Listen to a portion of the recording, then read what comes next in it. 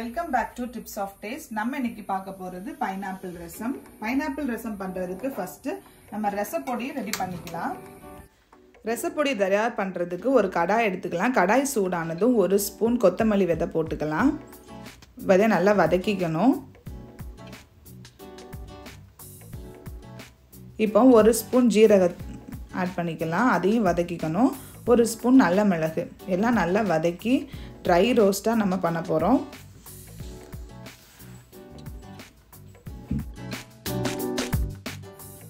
ரெண்டு வரமிளகாய் ஆட் பண்ணிக்கலாம்.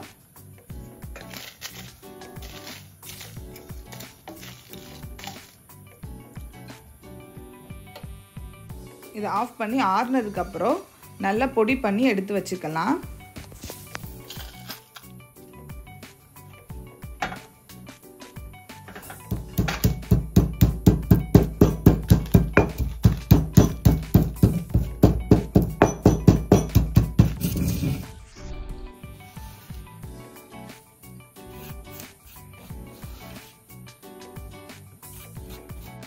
அரை கப் தோரம் பருப்பு எடுத்திருக்கேன். அதை நல்லா வாஷ் பண்ணி நிறைய தண்ணி விட்டு வேக வச்சுக்கணும். இதை வேக வச்ச தண்ணியை நம்ம ரசத்தில் சேர்க்க போகிறோம். அதுக்காக தான் இது.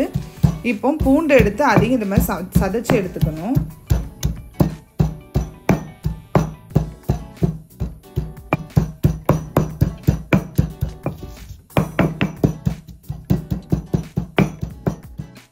இப்போ நம்ம பைனாப்பிள் எடுத்து வெட்டிக்கலாம். பைனாப்பிள் ஃபுல் பைனாப்பிளும் நான் போட போகிறதில்ல, கொஞ்சமாக தான் ஆட் பண்ண போகிறேன். கொஞ்சம் பைனாப்பிளை நம்ம பெருசாக வெட்டி அதை 2 தக்காளி கூட சேர்த்து நல்லா மிக்சியில் அரைச்சி எடுத்துக்கணும்.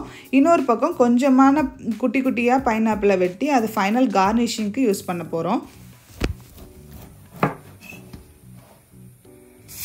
இப்போ இந்த பைனாப்பிளை நம்ம அரைச்சி எடுத்துக்கலாம்.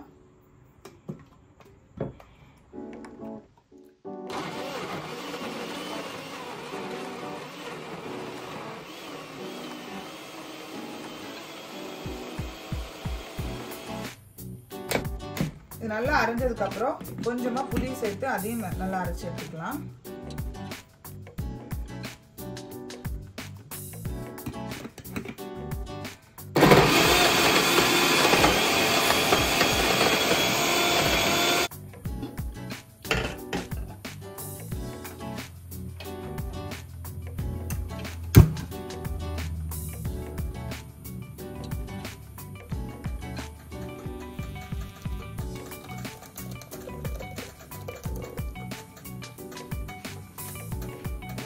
நம்ம அரைச்சிருக்க தக்காளி பைனாப்பிள் பியூரேயை நம்ம பாத்திரத்தில் மாற்றிக்கலாம். அது கூட கொஞ்சம் தண்ணியும் ஆட் பண்ணி கொதிக்க வைக்கலாம். இதோட மெஷர்மெண்ட் எல்லாமே நான் டிஸ்கிரிப்ஷனில் கொடுத்துருக்கேன், செக் பண்ணிக்கோங்க. இப்போ இந்த பருப்பு வேக வச்ச தண்ணி இதில் ஆட் பண்ணுறேன்.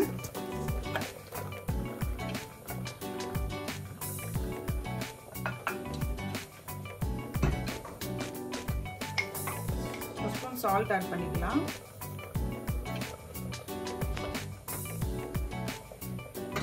கொஞ்சமா மஞ்சள் தூள் போட்டுக்கலாம்.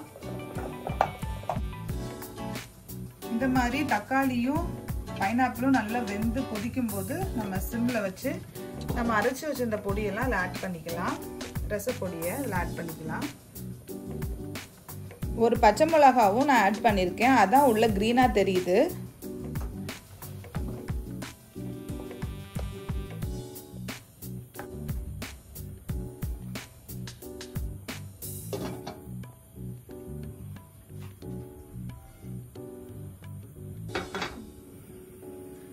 தாளிக்கிறதுக்கு 2 கரண்டி எண்ணெய் ஊற்றிக்கலாம்.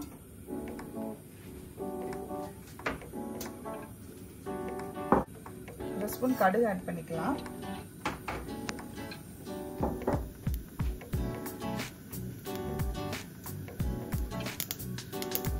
கடுகு பொரிஞ்சதும் நம்ம இடிச்சு வச்சிருந்த பூண்டையும் இதில் ஆட் பண்ணிக்கலாம்.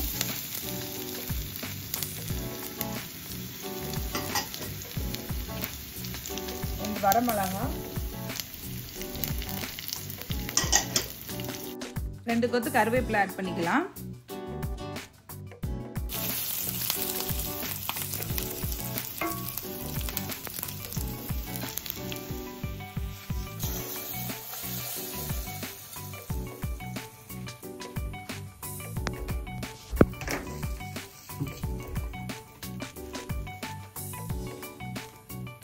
ஃபைனலாக நம்ம சாப் பண்ணி வச்சிருந்த பைனாப்பிளையும் இதில் போட்டுக்கலாம்.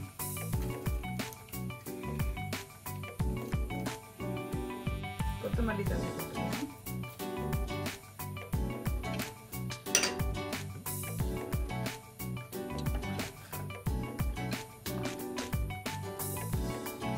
பைனாப்பிள் ரசம் ரெடி ஆயிடுச்சு.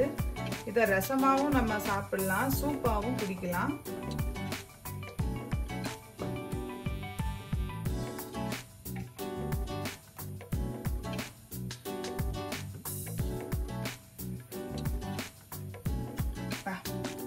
நல்ல ஒரு அருமையான பைனாப்பிளோட இனிப்பு புளிப்பு கலந்த ஒரு அருமையான ரசம். இது வித்தியாசமான டேஸ்ட்ல இருக்கு.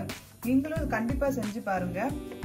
நல்ல ஒரு வித்தியாசமான ஒரு அருமையான ரசம் பைனாப்பிளை வச்சு நீங்களும் செஞ்சு பாருங்க.